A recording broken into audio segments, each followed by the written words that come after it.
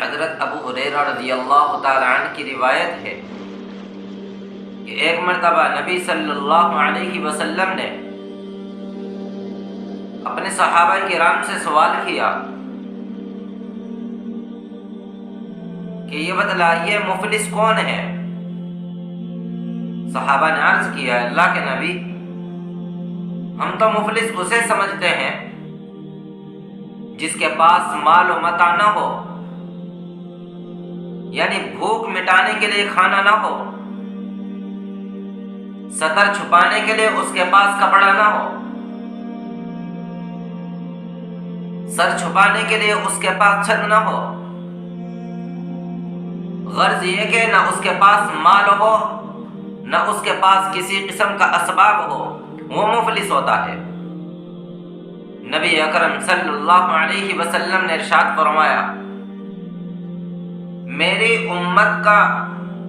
مفلس وہ شخص ہوگا جو کل قیامت کے دن بہت ساری نمازیں، بہت سارے روزے اور بہت ساری زکوٰۃ وغیرہ لے کر کے حاضر ہوگا، مگر حال اس کا یہ ہوگا کہ کسی کو گالی دے رکھی ہوگی، کسی پر الزام لگایا ہوگا، کسی کا ناحق مال کھا رکھا ہوگا، کسی کا ناحق خون بہایا ہوگا، کسی کو ظلماً مارا پیٹا ہوگا، لہذا قیامت کے دن وہ شخص بٹھا دیا جائے گا اور تمام حق والے اپنا حق لینے کے لیے آ جائیں گے، اس کی نیکیاں اٹھا اٹھا کر دی جانے لگے گی، یہاں تک کہ نیکیاں اس کی سب ختم ہو جائیں گی، مگر دعوے دار اب بھی باقی رہ جائیں گے۔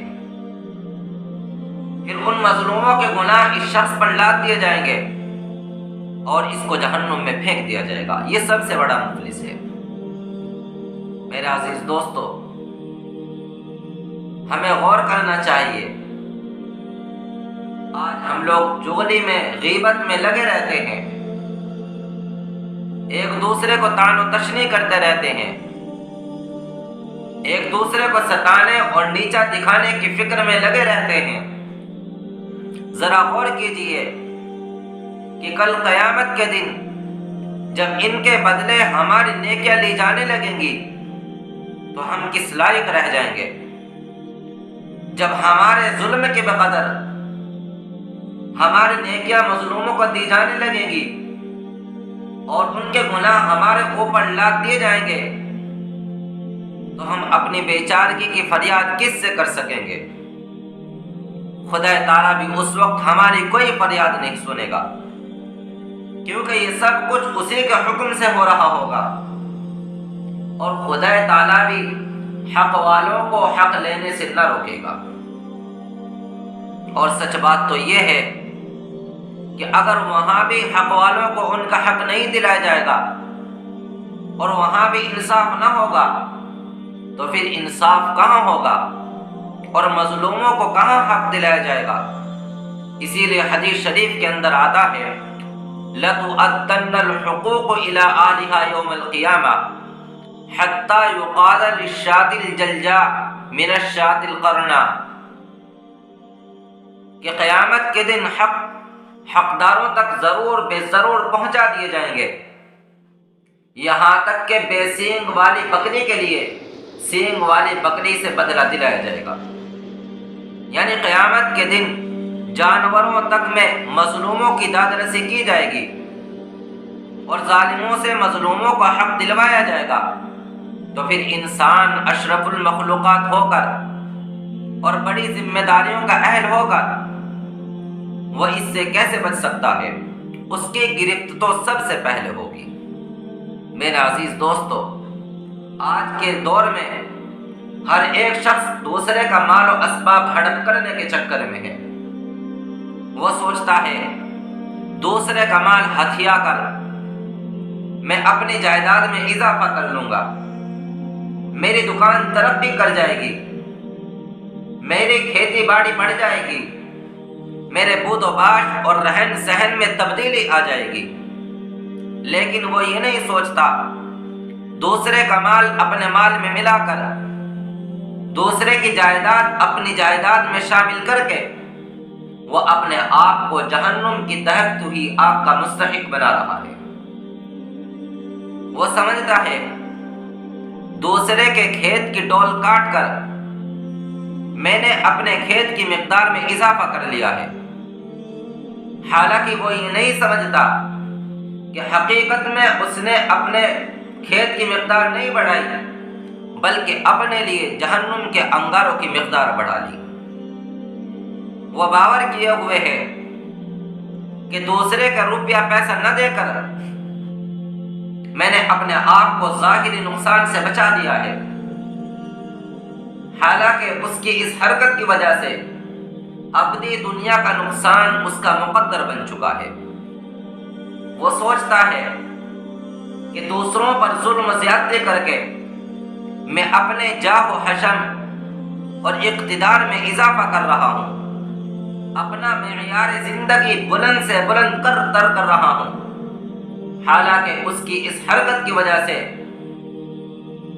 جہنم کے شعلوں کا لباس اس کے لیے تیار کیا جا رہا ہے۔ کتنا افسوس ہے کہ آج کا یہ انسان کس قدر نادان اور کس قدر ناسمجھ ہے۔ جن چیزوں کو وہ اپنے فائدے کا سودا سمجھتا ہے وہ حقیقتاً اس کے لیے گھاٹے کا سودا ہے، مگر اسے سمجھ میں نہیں آتی۔ اسے تو دوسروں پر ظلم و زیادتی کرتے ہوئے لطف آتا ہے، دوسروں کا مال ہڑپ کر کے خوش ہوتا رہتا ہے، دوسروں کی جائیداد پر قبضہ کر کے اپنی عقل مندی کی داد حاصل کرنا چاہتا ہے، اور بھول جاتا ہے کہ کتنی خطرناک ہے اس کی یہ حرکت ہے اور کتنا خوفناک ہے وہ راستہ جس پر وہ چل رہا ہے۔ آج کا یہ انسان عدالتوں کا سہارا لے کر مقدمات لڑ کے جھوٹی سچی گواہیاں دلوا کر رشوت کی تھیلیاں کھول کر دوسروں کی جائیداد کو اپنے بنا لیتا ہے اور سمجھتا ہے کہ دنیاوی قانون کے روح سے یہ چیز میری ہو گئی تو اب خدائی قانون میں بھی میری ہو گئی، حالانکہ اس کی یہ بھول ہے قیامت تک وہ چیز اس کی ہرگز نہیں ہو سکتی ہے۔ اس کو اس چیز سے بالکل بھی فائدہ اٹھانے کا حق حاصل نہیں ہے،